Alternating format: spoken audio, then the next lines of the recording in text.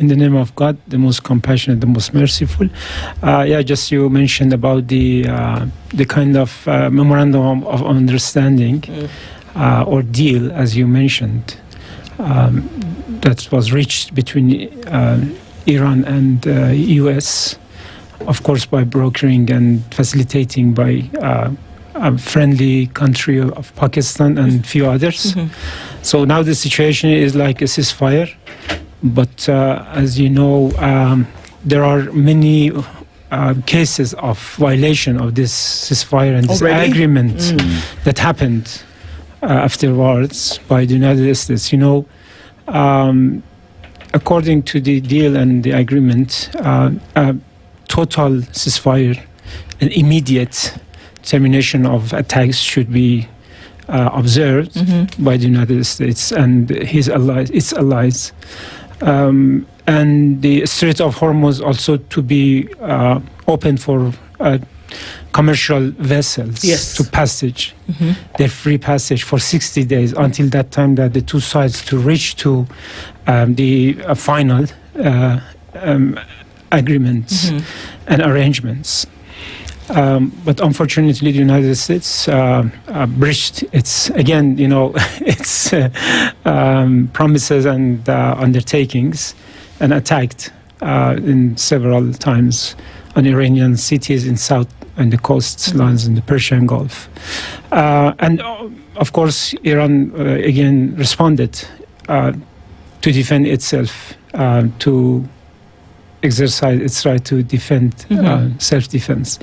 But the point is that still both sides are committed, as they say, to continue with the terms of the agreement. It means that Iran is committed to the conditions and terms, and still the indirect negotiations and dialogue is continued at technical level.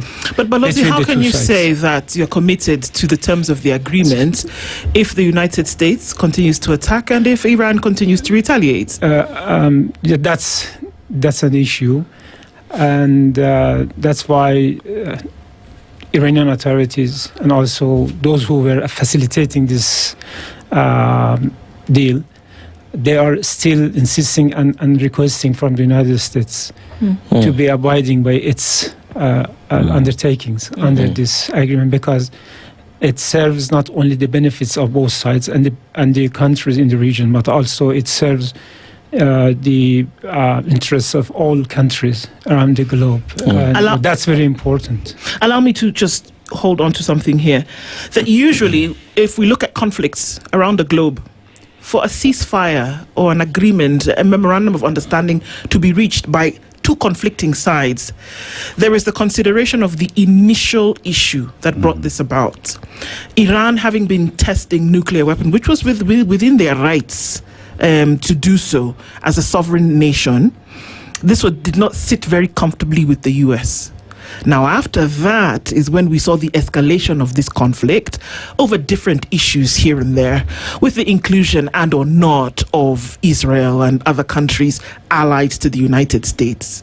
Now, when we look at what happened thereafter and the first attack on Iran with the killing of Khamenei and all of these things that happened after that, one would imagine that a ceasefire would mean that there would be recognition, or at the very least acknowledgement, of the sovereignty of Iran to then do what it needed to do within a safe space. Has that happened? To some extent this has happened, because the United States eventually, and this is also a right which has been recognized by international law, and they again confirmed and reconfirmed that right for to not to interfere in internal affairs of Islamic Republic of Iran, and also to refrain from attacking the territorial or breaching the territorial integrity of Iran. So these are two basic principles in international relations, and it means that they have acknowledged again the rights of sovereignty of the Islamic Republic of Iran. So why would they attack if they have acknowledged this within the tenets of the agreement? That's why we do believe that they breached openly international norms and regulations. And it is, so, you know, the countries, when they breach, they should bear the responsibility, and they should be responsible, even though you are a permanent member of the Security Council of the United Nations.